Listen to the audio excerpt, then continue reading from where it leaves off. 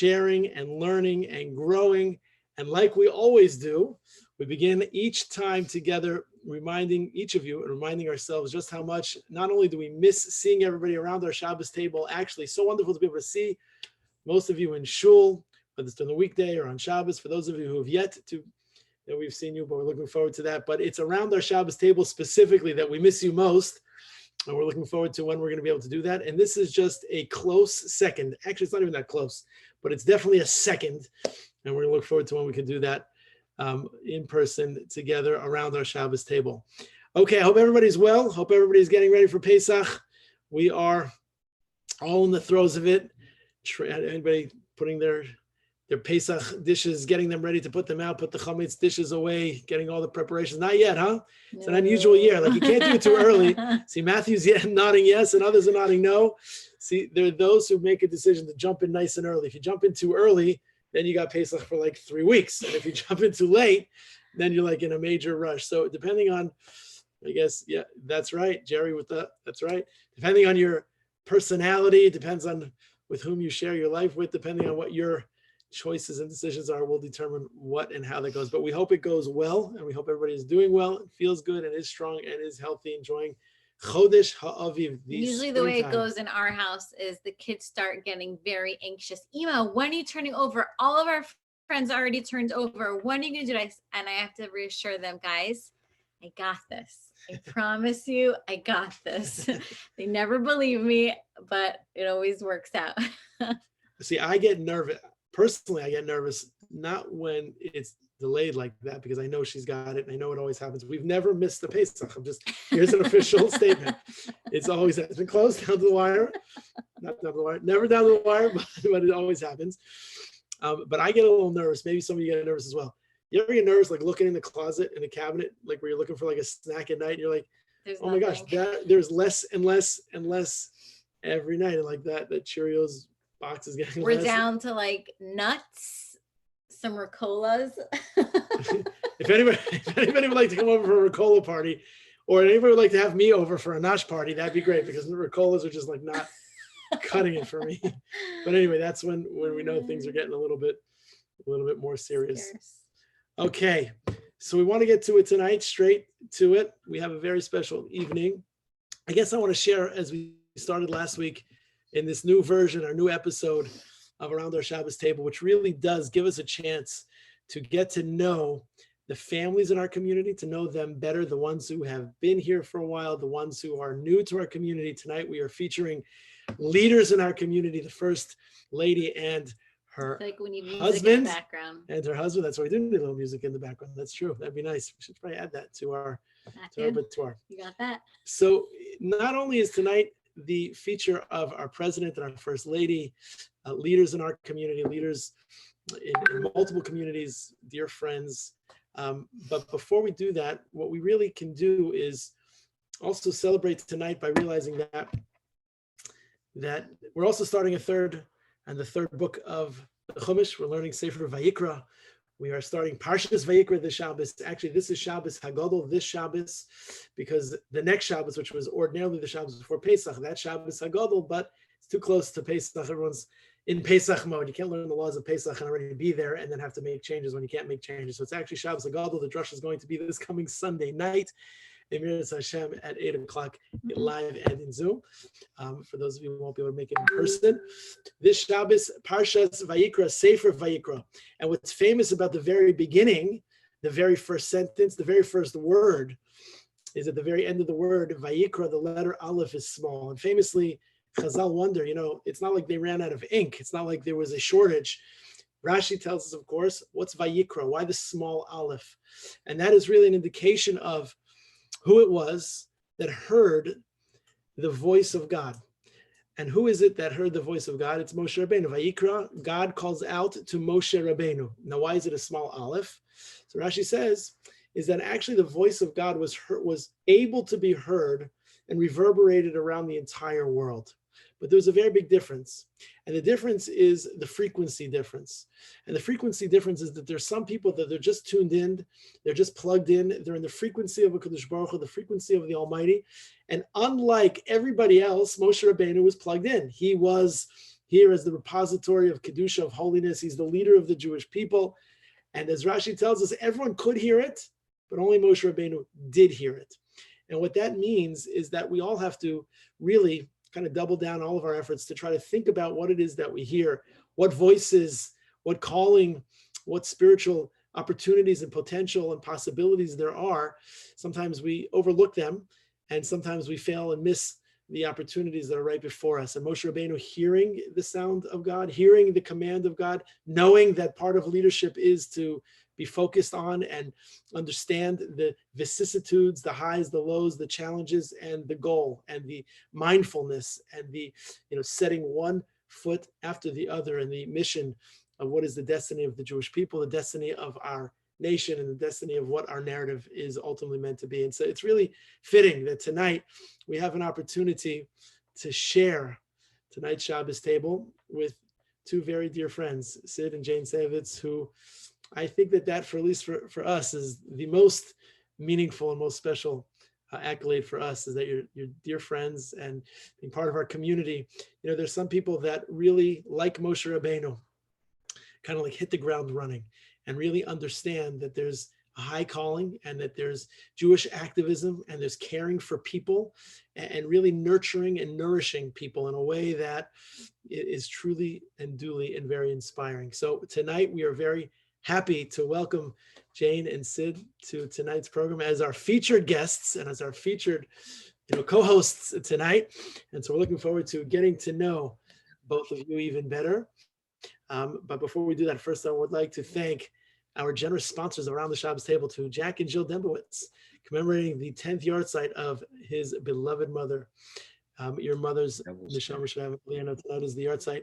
Thank you so much for your generosity, and it should be a merit for your entire family. And as community gets to know each other and we get to share together, that's really a very special sponsorship. So thank you so very much.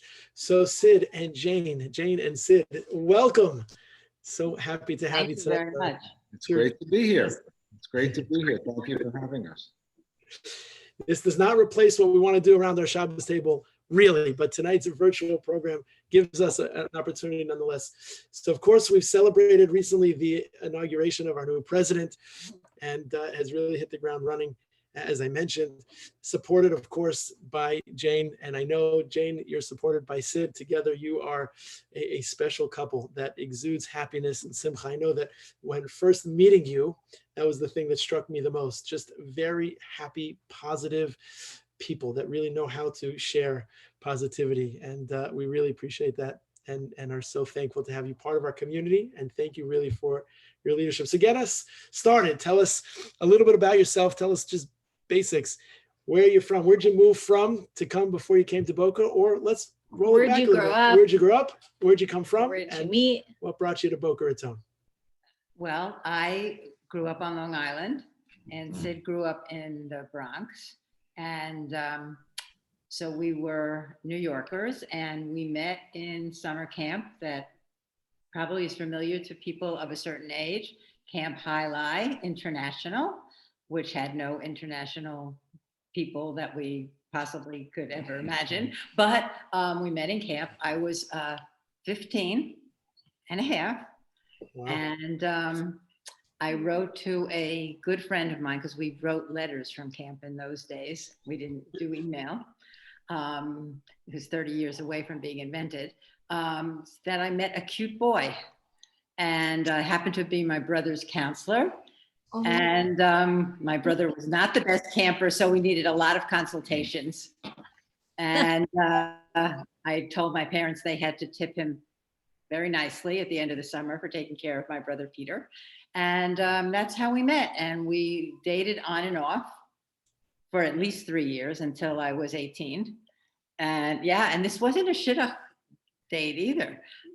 This was purely self-driven. I'm not sure either of our parents were so happy. And we got married. I was 20 and he was 22.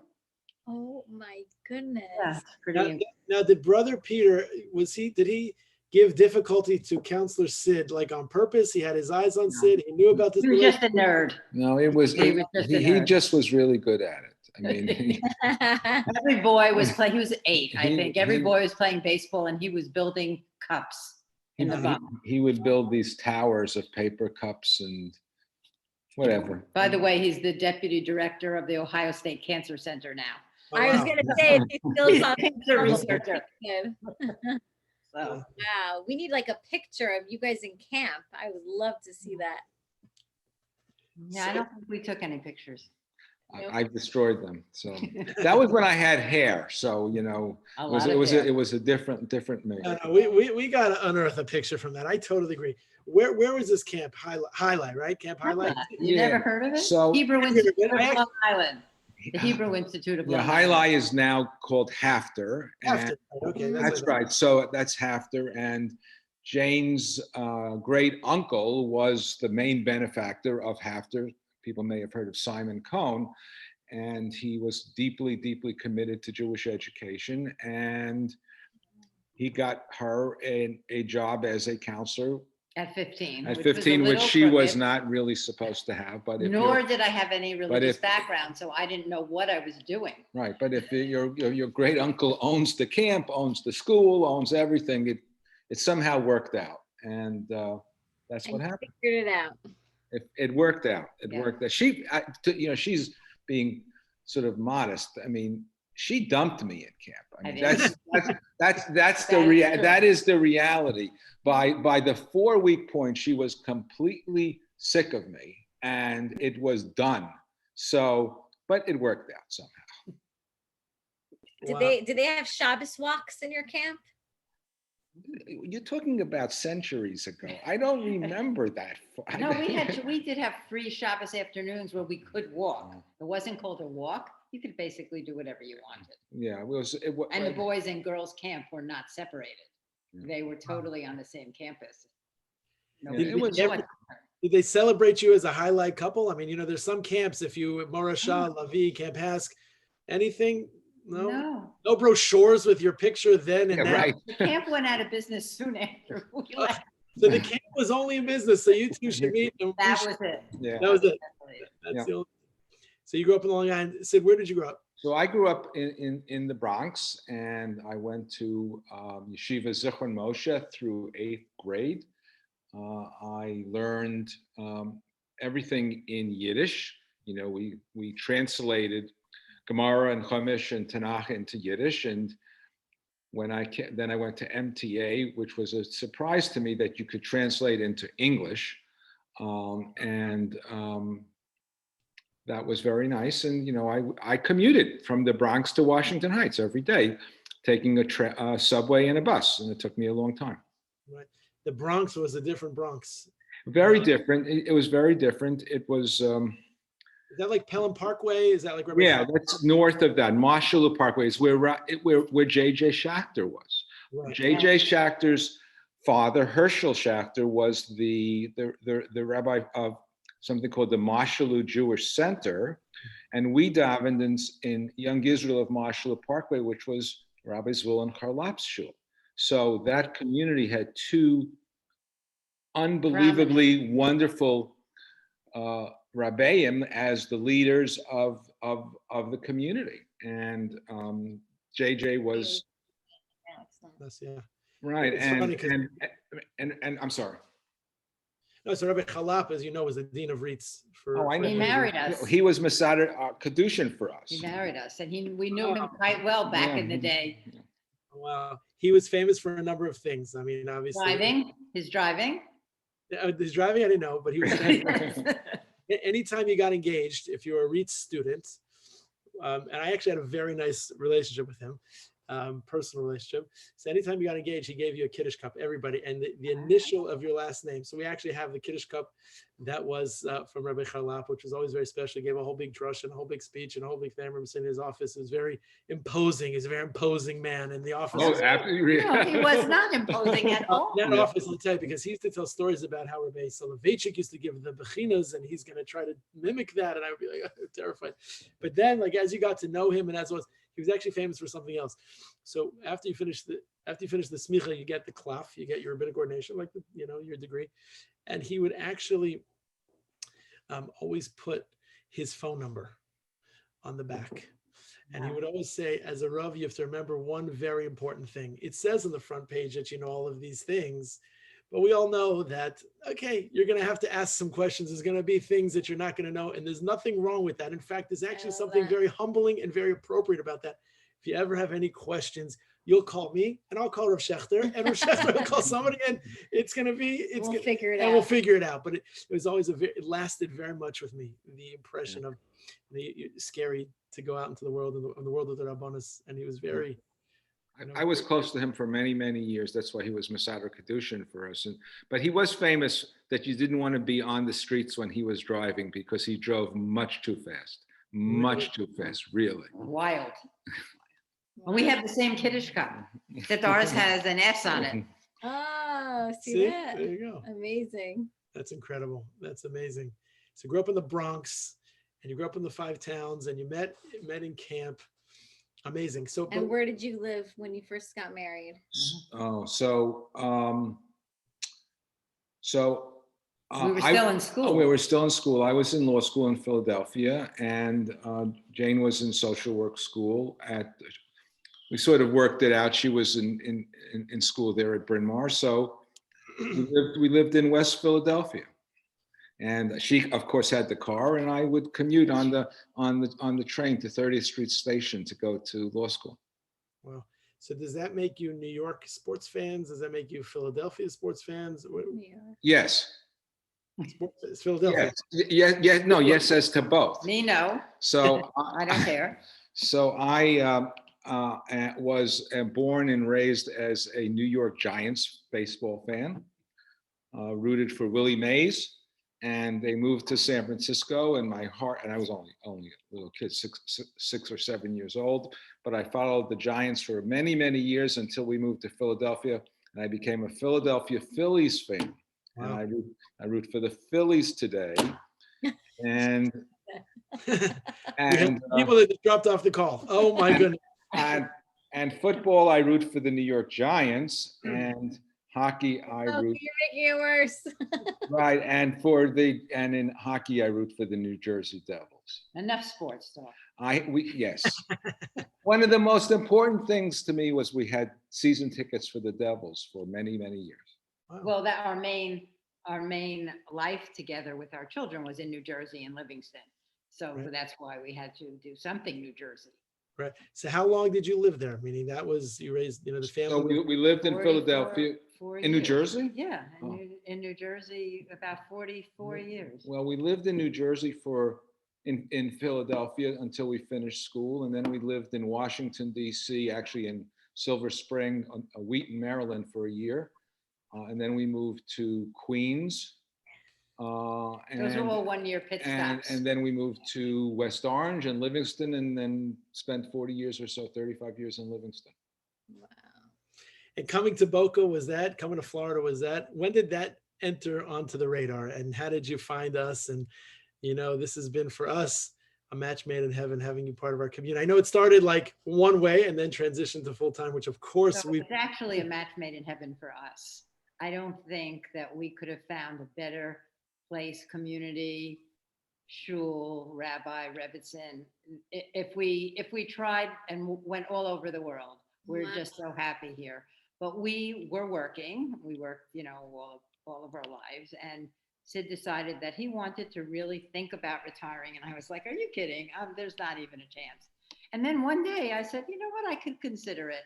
And in our shul was a few people who lived here already. Larry Elberger and Barbara Elberger and Neil Ross. And Sid met Jordan Ross, Neil's father, in shul on Yontif. And they all talked about this community. And we decided to just see what it was. And it was really had everything that we wanted. And so we were going to be snowbirds. And then we just said, this is better than anything. Shoveling? Then shoveling, yes. And we have our kids, one of our children live in Manhattan with our 2 grandsons and son-in-law. And then another son lives in Portland, Oregon. And one of our sons, who was in New Jersey, followed us to Florida. So it just worked out. And we had heard such incredible things about the 2 of you and about this. It's the truth. I mean, the truth is, and so the expectations were at such a high level, and then all of them were exceeded by what we feel here on a day-to-day basis. This is just truly an amazing place, and we're thrilled to be here. We're thrilled to be here. So what did you decide to do about work? You moved here full time and you gave up, or you still? Well, I'm still working part-time, and although that's about to end, and for the past 3.5 years or so, I've been working part-time remotely. You know, the way everyone has been doing it for the past year, I've done it for the past 3.5 years. I attend depositions on the phone, and then when I have a hearing or something, I would go up. And last year, obviously, no travel. Right. I know, Jane, that you have spent a career to family services, worrying about and counseling and giving love and guidance. Not love, really. That's not really professional. Giving of yourself. Respect, yes. Yeah, giving of yourself is giving love. Tell us a little bit about that. You know, I'm always just, first of all, as a rabbi in a community, you know, we've partnered with our federation, who just really continue to inspire me locally here, filled with just not only agencies led by wonderful people, the whole, from the titular head everywhere around, the inclusivity is unbelievable. And really, to be honest, like growing up, you know, Federation, Jewish Family Services, that was really mostly in the peripheral. Right, wrong, and different. I don't really know why. And I became not only educated, but also involved. And when I saw of all of the agencies, they're all wonderful and they're all incredible, but of synagogue services, mostly to utilize and to see the service that's done from and through Jewish Family Services, and just knowing of what your work was a little bit. Tell us a little bit about that was like and your experience and how that shaped and molded you and how you interact with people. So I'll tell you a funny story about that. I really started my career in hospital social work, working with kids with cancer and other, you know, very serious illnesses. And I decided I wanted to be a true therapist and really learn.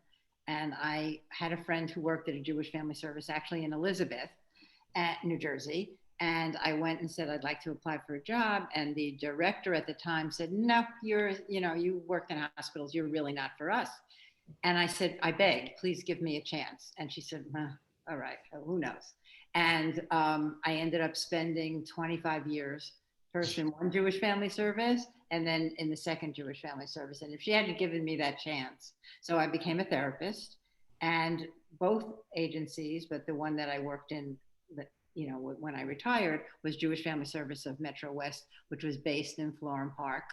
And we just cared for the community, and it was non-sectarian, but we did have a huge elderly services department that serviced Holocaust survivors. And I was the associate director and really was responsible for all of the clinical and financial and all the services that the agency provided, and provided oversight and did training for social work students.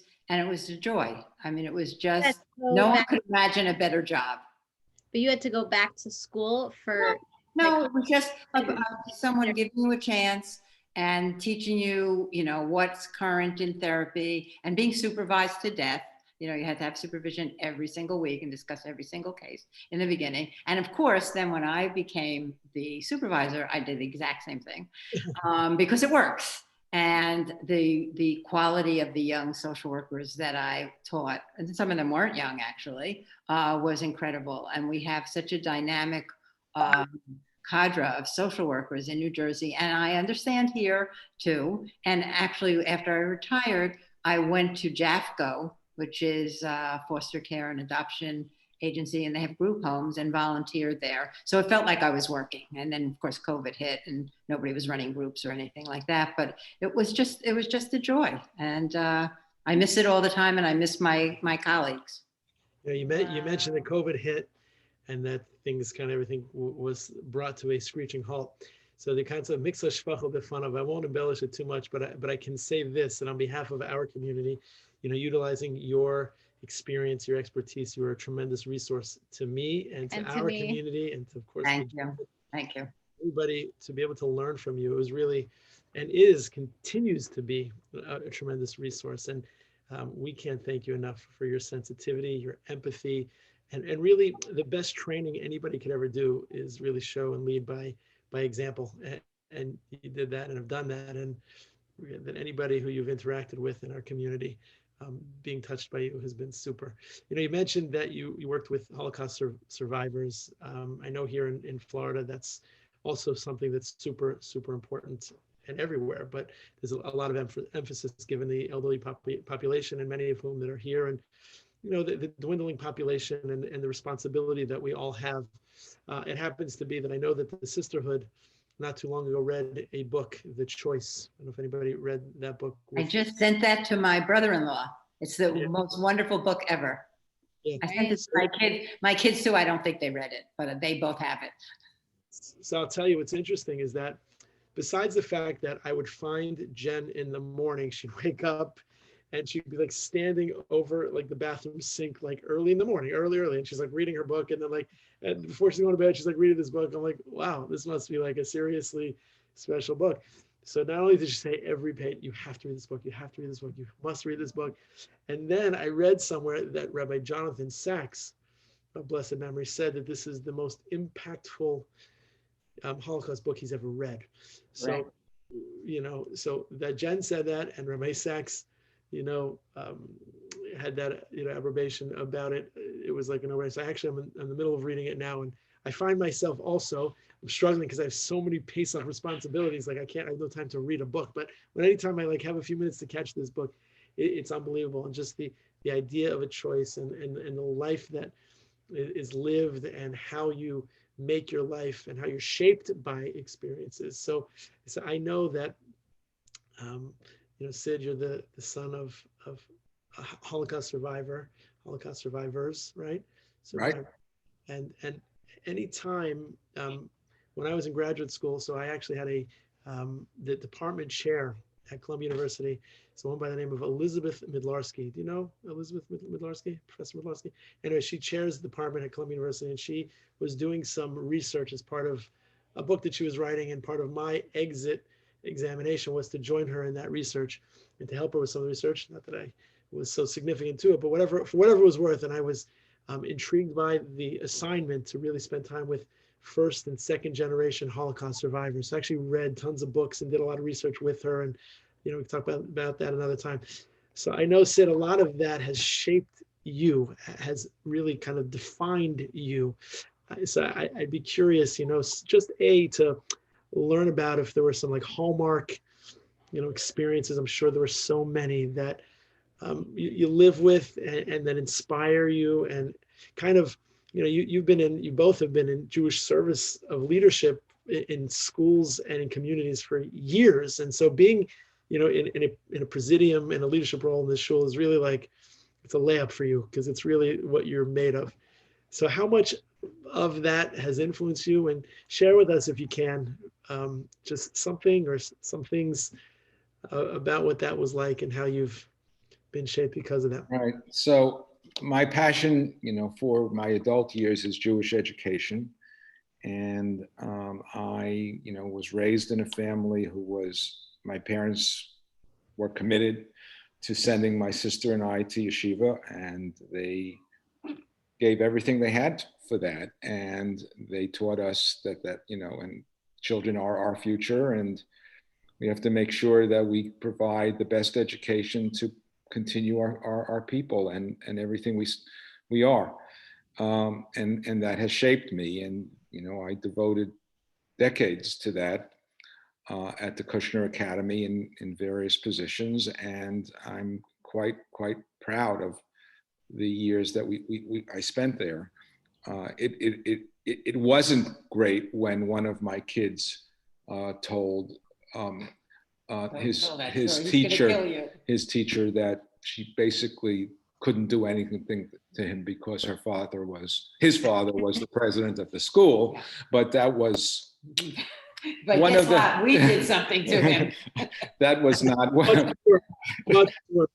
that was sort of one of the problems with that. At any rate, my mother came from Sighet, Romania, which is famous because it was the home of Elie Wiesel that everyone has heard of. And of course, she would tell us that Elie Wiesel played in her house with one of her brothers growing up together. And she knew him as a little boy and so on. And when she was taken to Auschwitz in 1944, at that point, she was engaged to my father, and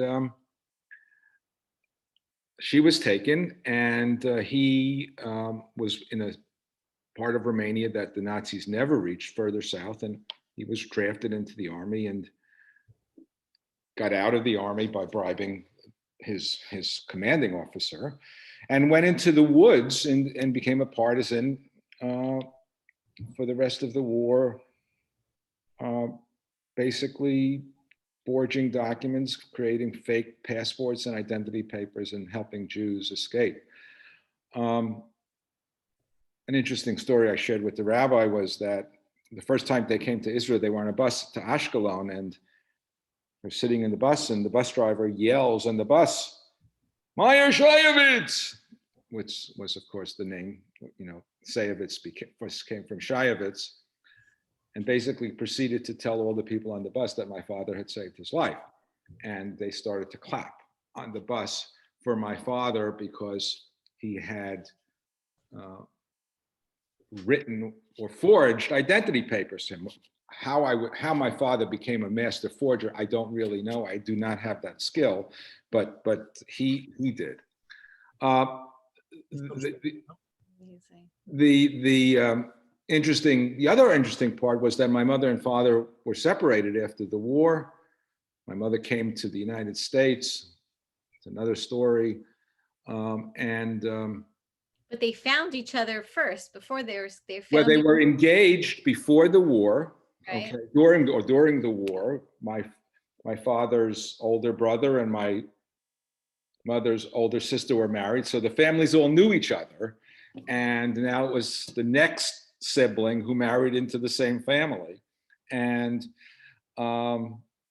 my mother lost almost her entire family. And when she was liberated from Bergen-Belsen, the only one that she knew was alive was her older brother, who had emigrated to the United States. And as she told the story, when the British came, they asked her, "Where do you want to go?" And she said, "Bronx, America." She knew nothing more than that term, Bronx, America. So it's unbelievable. Here they are after the war. They don't know where each other is. My mother is living in the Bronx. My father is searching throughout Europe and DP camps looking for my mother. My mother doesn't know where he is. She does, and somehow a couple of years later, they discover that each other one is alive. They start to write letters. My father tries to get into the United States, but he can't, because there are quotas, and the Jews from Romania couldn't get in. But my father, as you could tell, is a fairly resourceful guy. He can figure anything out. And what does he do? He decides that he is going to become a college student in Trinidad and Tobago, and suddenly becomes a Caribbean, and moves to the Caribbean and comes into the country under a Caribbean quota. And brilliant. It was brilliant. And they got married, and here I am. That's unbelievable. Did they ever talk about that reunion? I mean, just seeing each other and finding each other. They didn't talk a lot about, they're like typical Holocaust survivors. They didn't share a whole lot. It was, Have you gone back, whether it's on a March of the Living type of trip? No, I want to, I'm a little bit emotionally incapable of going to the camps in Auschwitz. I can't, I don't have the emotional strength to do it. So I've not done that. I may want to go to Romania sometime in the next couple of years to visit the cemeteries of my family, and I'm going to try. That's unbelievable. Wow. So I can't believe so many years and growing up in such a household. that is like, I know you'd mentioned just what your childhood was like, and not having just different things growing up in such a way. In such and I think everyone who comes from these kinds of families, the only ones who lived are the ones with stories. I mean, because so few didn't live. So, we had a story, but in my family, my parents, all their friends were Holocaust survivors, and every one of them had stories. So that's what it was. Do you feel like your involvement in Jewish day school and Jewish education and communal services is a product of that? I mean, I'm sure. Absolutely. I'm very proud of my daughter and my son-in-law, who are now very involved with their day school. And,